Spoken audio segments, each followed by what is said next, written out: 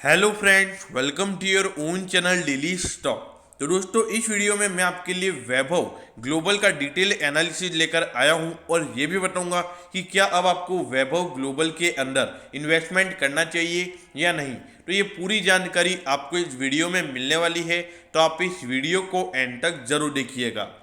और दोस्तों, अगर आपको रोज इसी तरीके की अपडेट चाहिए तो आप प्लीज़ हमारे चैनल को जरूर सब्सक्राइब कर दीजिएगा, क्योंकि आपको रोज ये सारी अपडेट्स हमारे चैनल के ऊपर मिलने वाली है। चलिए शुरू करते हैं। देखिए, सबसे पहले हम बात करते हैं कि कंपनी काम क्या करती है। देखिए, company fashion, jewellery, accessories, lifestyle and essential product बेचती है। और वो कहाँ बेचती है? वो टू इकोनॉमीज में। फर्स्ट है उसमें वो है यूनाइटेड स्टेट और सेकंड है यूनाइटेड किंगडम।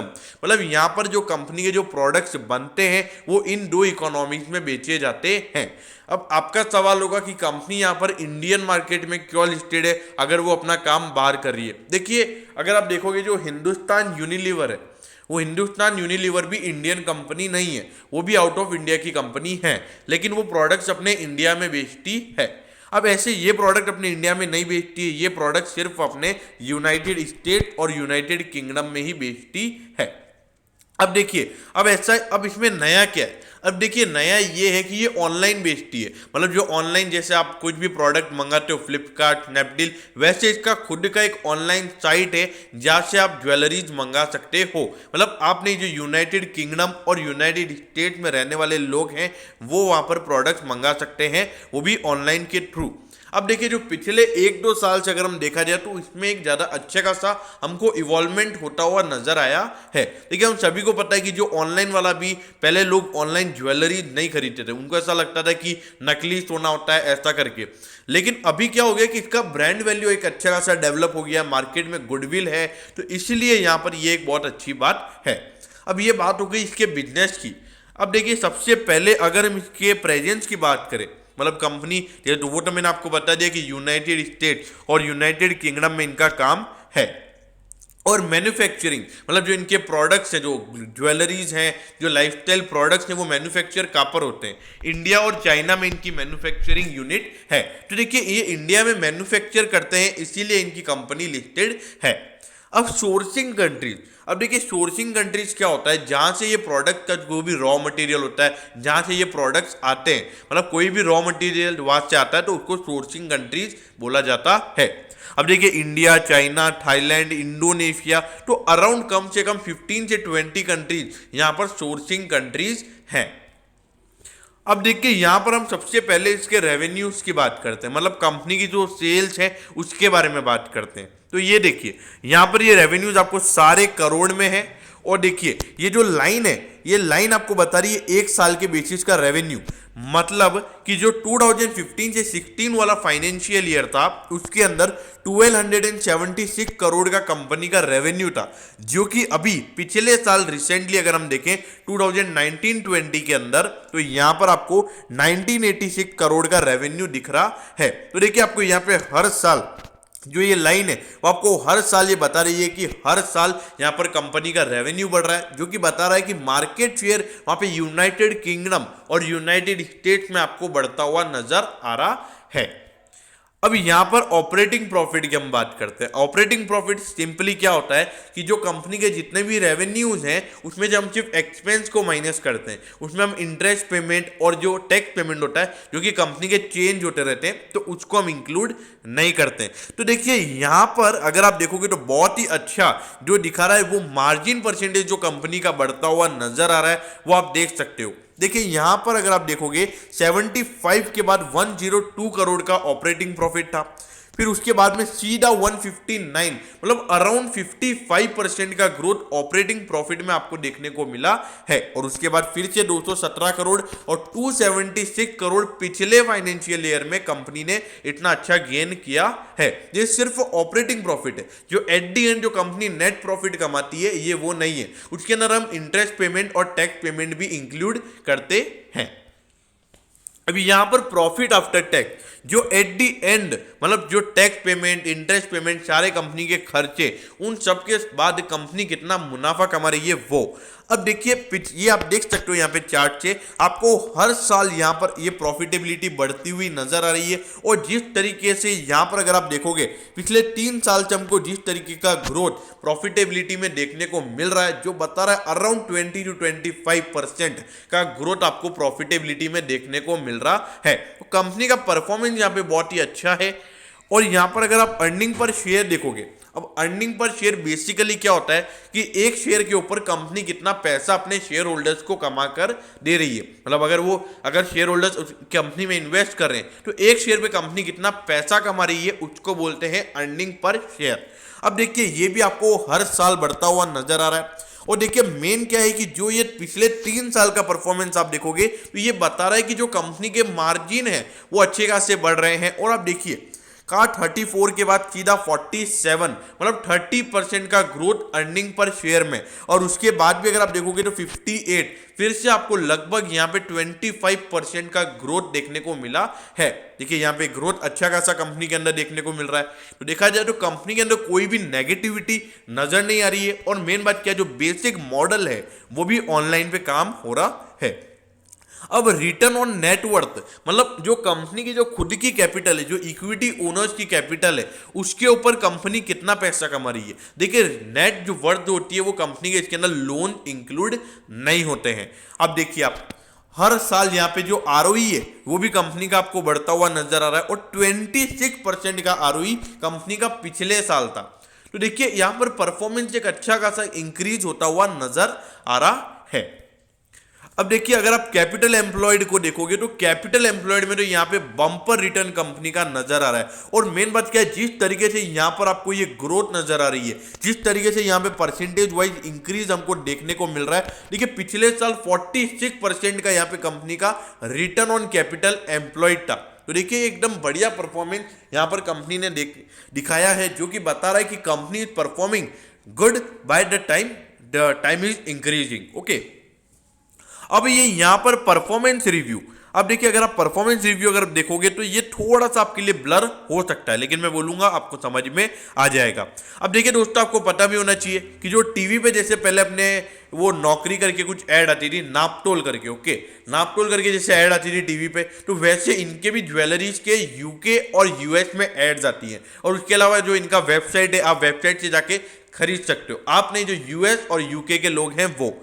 अब देखिए यहां पर अगर आप रीच की अगर हम बात करें तो न्यू रजिस्ट्रेशन की अगर हम बात करें तो पिछले साल तो ये 1.80 लाख और इस बार 1.78 लाख हुए हैं। तो ये थोड़े से कम हुए, मतलब अराउंड 0.2 लाख का इसमें हमको डिक्रीमेंट देखने को मिला है। अब अगर मैं यहाँ पे यूनिक कस्टमर्स की अगर मैं बात करूं तो आप ये देखिए पहले 3.43 लाख थे, अब हो गए हैं 3.62 लाख, मतलब 19,000 कस्टमर्स यहां पर बढ़ गए हैं। अब अगर मैं यहां पर रिटेंशन रेट की बात करूं, मतलब जो कस्टमर यहाँ पे सामान खरीद रहा है वो अगली बार भी यहां पर ही सामान खरीद रहा है, तो उसको बोलते हैं रिटेंशन रेट। तो यहां पर जो पिछले साल 49.6% था, ये हो गया है 50%, तो ये भी एक बहुत अच्छी बात है। और अगर क्वांटिटी की अगर हम बात करें, मतलब एक कस्टमर लगभग कितनी क्वांटिटी ले रहा है एवरेज, तो पिछले बार भी वो 30 पीसी ले रहा था और अभी भी 30 पीसी ले रहा है। अब यहां पर अगर आप देखोगे एट दी एंड जो है रिपीट परचेजेस, तो रिपीट परचेजेस जहां पर कम हुए हैं, जो पहले 19.8 टाइम थे वो अब हो गए हैं 18.8 टाइम। देखिए यहाँ पे परफॉर्मेंस ऑल ओवर यहाँ पे परफॉर्मेंस अच्छा है, कुछ नेगेटिव ज्यादा नजर नहीं आ रहा है। अब देखिए यहां पर B2C वॉल्यूम, अब B2C वॉल्यूम क्या होता है, मतलब बिजनेस, मतलब जो नॉर्मल इनका बिजनेस है उसको ये कस्टमर को बेच रहे हैं, उसको बोलते हैं B2C वॉल्यूम। अब देखिए 18-19 में अगर आप देखोगे तो कंपनी ने 9,797 वॉल्यूम यानी कि इतने पीस उन्होंने बेचे थे। और जो पिछला फाइनेंशियल ईयर था 1920, अभी जो खत्म होने वाला है वो खत्म हुआ, वो था 2021। अब इसमें कंपनी ने बेचे 10,183, तो मतलब अराउंड 500 पीसेज यहां पर कंपनी ने ज्यादा बेचे हैं एक फाइनेंशियल ईयर से अगर हम कंपेयर करें तो। अब अगर हम एवरेज सेलिंग प्राइस की अगर हम बात करें, मतलब एक ये जो सेलिंग प्राइस है ये डॉलर में, तो आपको वो पता होना चाहिए। अब देखिए कंपनी का जो एवरेज सेलिंग प्राइस था पहले वो था 24.4 और अब हो गया 26.6। तो आपको लग रहा होगा ये तो सिर्फ 2.2 रुपये बढ़ा, ऐसा नहीं है। 2.2 यानी अगर आप जो डॉलर का रेट है वो 73 रुपीज है पर INR, तो उसके हिसाब से 150 रुपीज अराउंड ये उनका एवरेज सेलिंग प्राइस बढ़ा है, जो कि बता रहा है इनके मार्जिन बढ़े। जैसा कि मैंने आपको बताया था कि लगातार जिस तरीके से इसकी प्रॉफिटेबिलिटी बढ़ रही है, तो वो बता रहा है इसके मार्जिन में जो हमको ग्रोथ देखने को मिल रही है वो यहां पर वो इंडिकेशन है। अब यहां पर इसके लेवरेज रेशियो देखिए सबसे खास बात क्या है, इस कंपनी का डेट नी के बराबर है। अब देखिए 18 में 0.12 था, उसके बाद 0.10 हो गया और अब 0.09 हो गया है। तो देखा जाए तो लगातार जिस तरीके से यहाँ पे डेट कम हो रहा है वो यहाँ पर शेयर होल्डर्स के लिए बहुत ही अच्छी बात है, क्योंकि जो भी कंपनी यहाँ पे प्रॉफिट कमाएगी तो एट दी एंड अपने शेयर होल्डर्स को ज्यादा पैसा दे पाएगी। देखिए पिछले साल कंपनी ने कुछ 33 रुपीज का डिविडेंड भी डिक्लेयर किया था और पहले कंपनी सिर्फ 10 रुपए का डिविडेंड दी थी। तो जो प्रॉफिटेबिलिटी यहाँ पे बढ़ेगी, और देखा हमने ROC ROE they are very brilliant. अब यहाँ पे अब आप ये देखिए वैभव ग्लोबल, अब यहाँ पर अगर आप देखोगे तो 4006 रुपीज का ये शेयर आपके सामने है और इसका अगर आप इंडस्ट्री का पी देखोगे तो 111 का है, मतलब 111 का है। और ये आपको अगर आप कंसोलिडेटेड बेसिस पर अगर आप देखोगे तो आपको सिर्फ 51 के प्राइस टू अर्निंग रेशियो पर मिल रहा है। स्टैंड अलोन बेसिस पर भी ये आपको 98 के प्राइस टू अर्निंग रेशियो पर मिल रहा है। तो देखिए वैल्यूएशन पॉइंट ऑफ व्यू से अगर हम इंडस्ट्री के बेसिस पर अगर कंपेयर करें तो ज्यादा महंगा नहीं है, लेकिन अगर हम बुक वैल्यू की अगर हम बात करें तो बुक वैल्यू के मुकाबले ये आपको थोड़ा सा क्या मतलब थोड़ा सा महंगा जरूर मिल रहा है, क्योंकि आप देख सकते हैं 17.35 टाइम्स का यहां पर वैल्यूएशन है। अब देखिए दोस्तों यहां पर जो वैभव ग्लोबल है, अब इसका जो वैल्यूएशन है आप ऐसा नहीं कह सकते कि बुक वैल्यू के मुताबिक ये महंगा है। अब मैं ऐसा क्यों बोल रहा हूं, क्योंकि देखिए जो ऑनलाइन वाली जो साइट होती है जिनका पूरा काम ऑनलाइन होता है, तो इसका अगर आप देखोगे एक बेसिकली जो कॉम्पिटिटर होना चाहिए मार्केट में वो भी इसका कोई नहीं है। मतलब वैभव ग्लोबल का जो कामकाज है, ये जिस लेवल पर काम करता है उस लेवल पे इंडियन स्टॉक मार्केट में जितनी भी लिस्टेड सिक्योरिटीज हैं इसके कंपटीटर्स में भी कोई नहीं है। तो एग्जैक्टली अगर हम वैल्यूएशन पॉइंट ऑफ व्यू से भी देखेंगे तो इतना वैल्यूएशन हमको पता नहीं चलेगा। लेकिन अगर मैं परफॉर्मेंस की बात करूं तो कंपनी का परफॉर्मेंस ब्रिलियंटली अच्छा है, और अगर मैं कंपनी का जो ग्रोथ है वो मेरे ख्याल से जिस तरीके की ग्रोथ है, मेरे ख्याल से जिन लोगों ने यहाँ पर वैभव ग्लोबल में इन्वेस्ट किया हुआ है वो यहाँ पर इन्वेस्ट कर सकते हैं।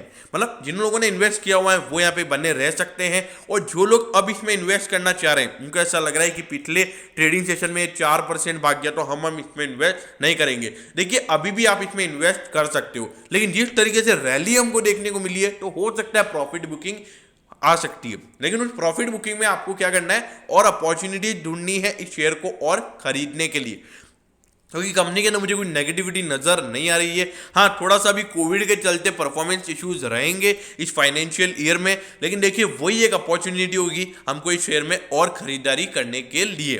तो दोस्तों हाँ शॉर्ट टर्म व्यू की अगर मैं बात करूँ 4000 ऊपर की क्लोजिंग हुई है, तो हो सकता है कि अगर मार्केट नॉर्मल रहता है तो यहाँ पे आपको आराम से 4300 के लेवल इस स्टॉक में देखने को मिल सकते हैं, क्योंकि जो बाइंग इसमें भी जो पिछले ट्रेडिंग सेशन में नजर आई है तो ऐसा लग रहा है कि जो ब्रेकआउट था जितने दिन से कॉन्सोलिडेशन था वो यहाँ पे ब्रेकआउट नजर आया है। तो दोस्तों मैं होप करता हूं कि आपको वैभव ग्लोबल के शेयर का एनालिसिस अच्छे से समझ में आ गया होगा। और दोस्तों अगर आपको ऐसा लग रहा है कि हमारा काम अच्छा है और हमारा जो कंटेंट है वो अगर आपको पसंद आ रहा है तो आप प्लीज़ हमारे चैनल को सब्सक्राइब कर दीजिएगा, क्योंकि आपको रोज इसी तरीके की अपडेट मिलने वाली है। Okay thank you, have a nice day.